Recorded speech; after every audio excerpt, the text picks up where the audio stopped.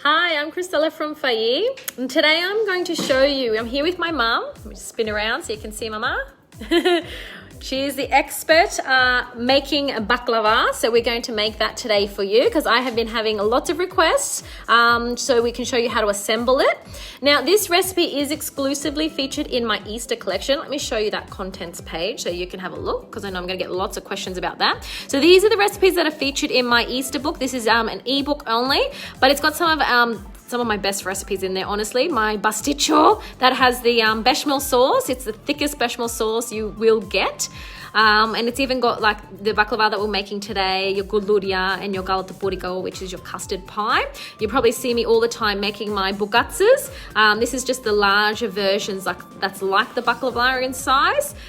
Beautiful recipes. So making those ones today, the baklava recipe, which I will get my mum to show you.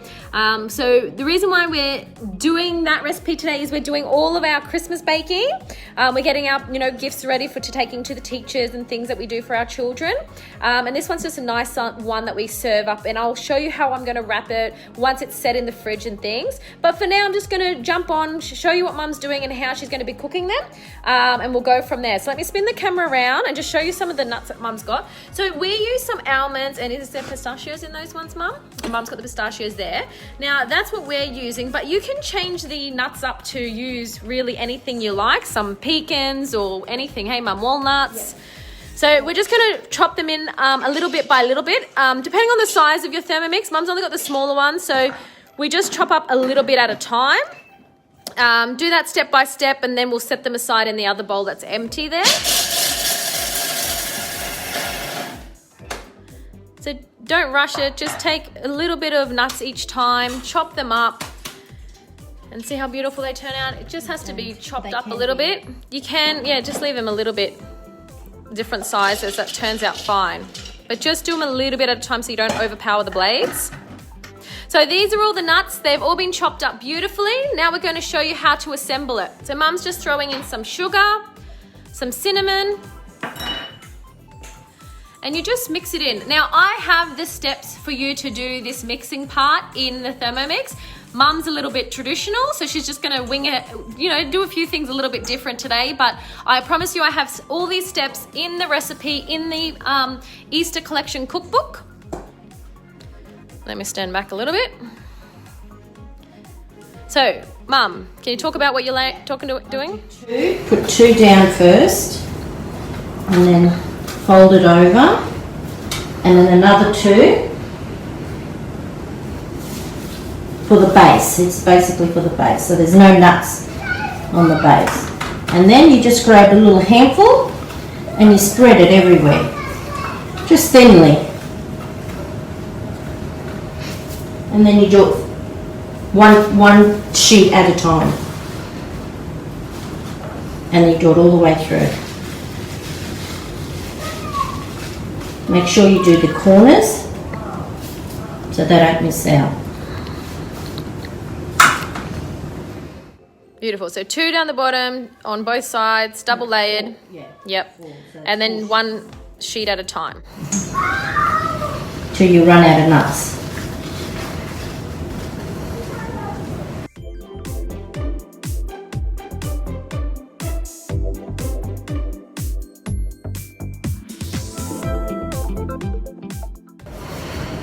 I turn over the pages because you want to get the good one on the top, the good phyllo sheet on the top. So I usually just turn them over. It's just a matter of doing it sheet by sheet. Let's see how she's making sure it doesn't overlap too much.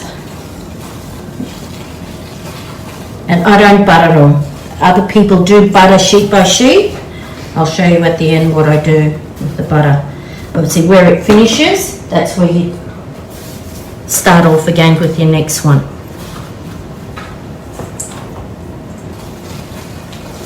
And like I said, you can change it up to however you traditionally like it, or what flavors you like. Like we said, we use pecans and what do we use, Mum? No, pistachios and we use almonds and pistachios. But you can use people use walnuts. Yeah, walnuts and things. Peanuts. You can have the Lebanese actually use peanuts. There's many ways of doing this, yeah. And even some people roll it up and do different methods. But this is the big baklava that we do in a tray. There's many ways that you can roll it up and present it and serve it and things like that. But this is just the way that we do this recipe.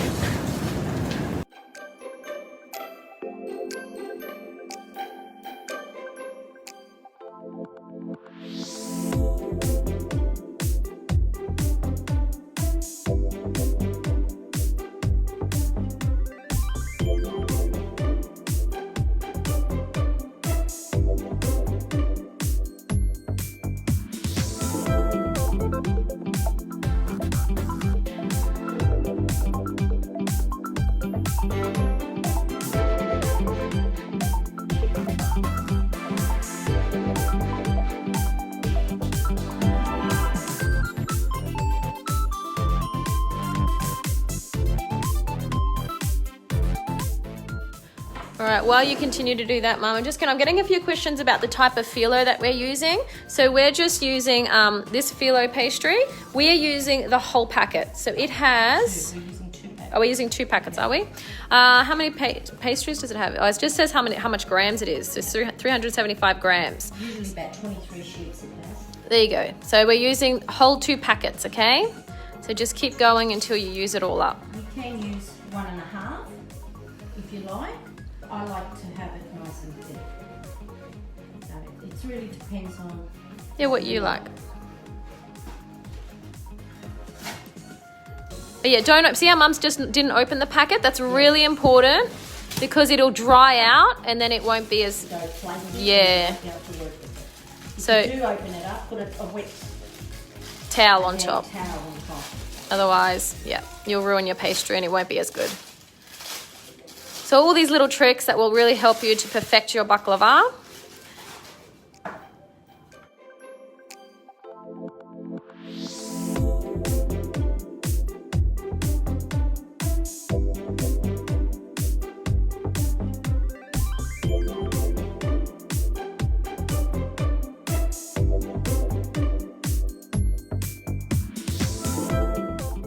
Is exclusively featured in the Easter ebook. It only comes in an ebook version.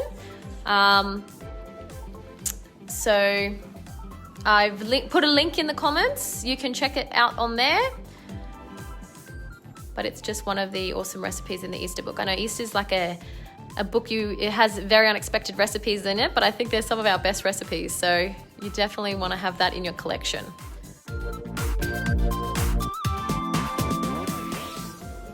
So as I mentioned, this is just one of the recipes we're using to put into our Christmas baking.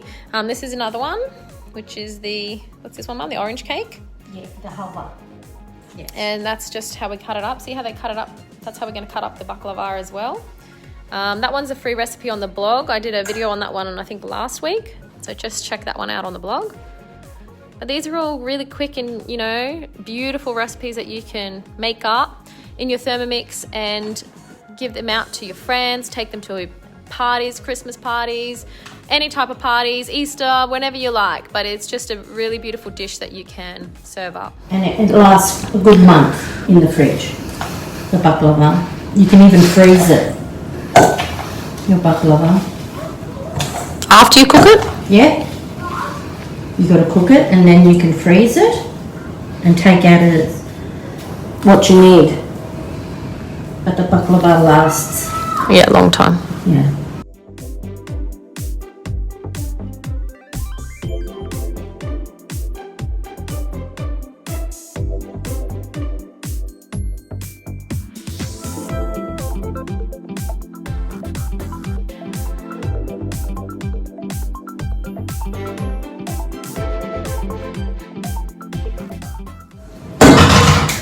That's all the nuts used. Once the nuts are used, then I do one layer first, one sheet to get it even.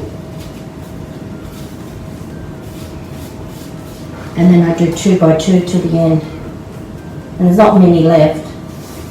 So you can do 2 by 2. Exactly like we did down the bottom.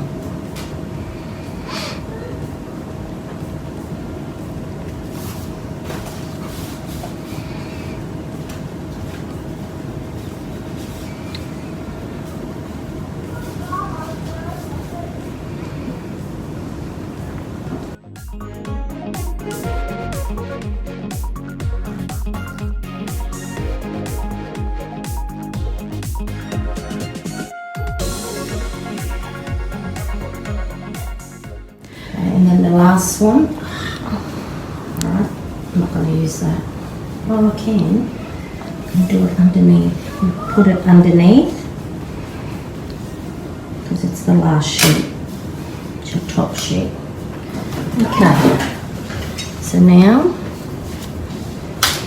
we want to make 40 pieces out of this. You can make 36, you can make 40. This is to make 40 pieces. So you cut it in the middle first and right down all the way through, and then half again,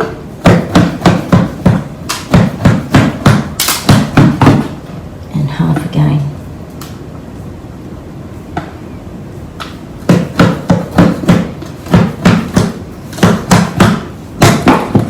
Okay, on this side I need 5, and I usually just sort of measure out 1, 2, 3, 4, 5.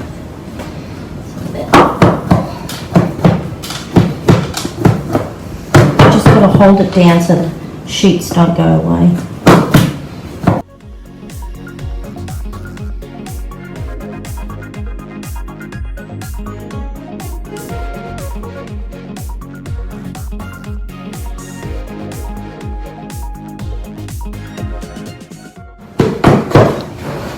And then we cut them diagonally.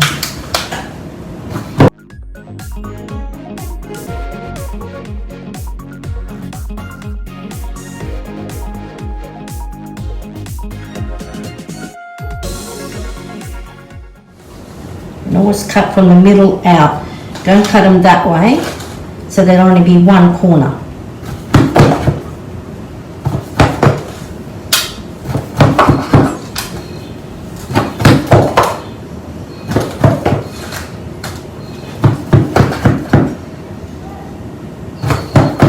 That's it.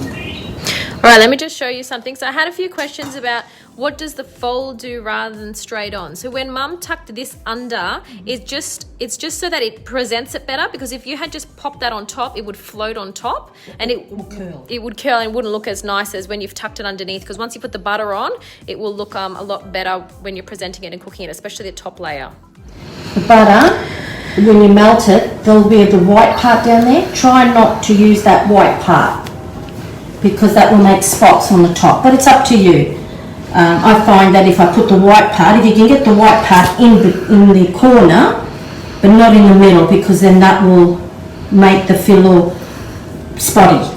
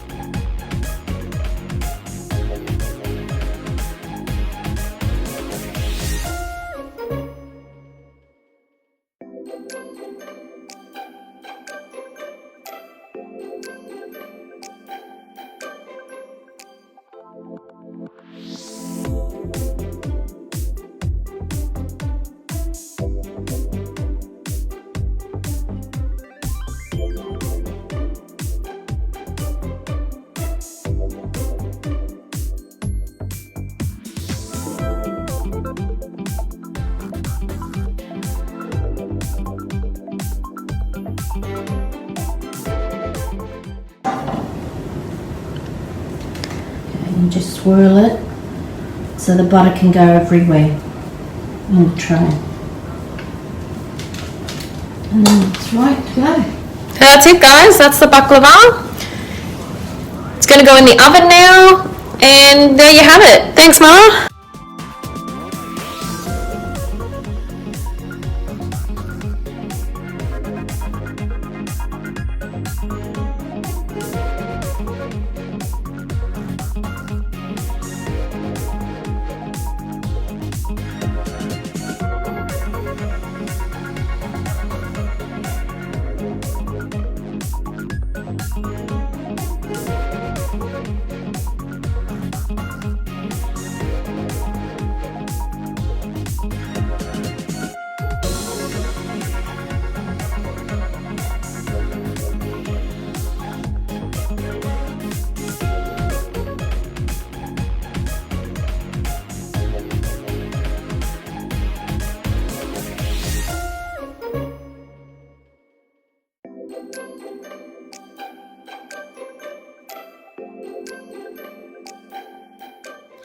Hi, I'm Christella from Faye.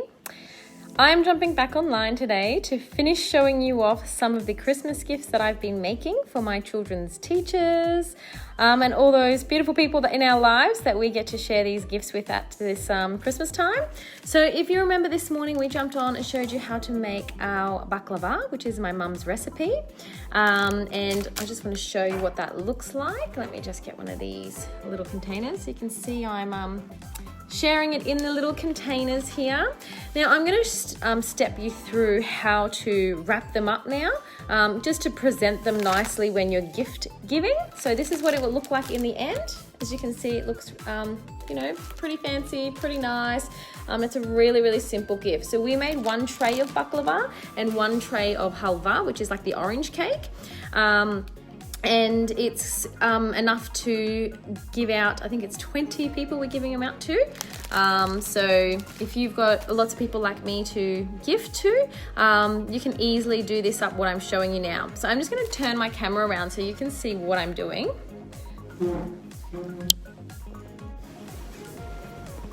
Okay, so let's just start off by showing you this. So this is how it looks in the tray. So I've got the 2 pieces of baklava and 2 pieces of halva. And as you can see on the table here, all the different things that we're making. So you can see it makes quite a lot. So I said it makes 20. So 1 tray of baklava and 1 tray of halva will make 20 of these. Okay, so wrapped up beautifully. So I'm going to step you through how to wrap them and everything to make them look good.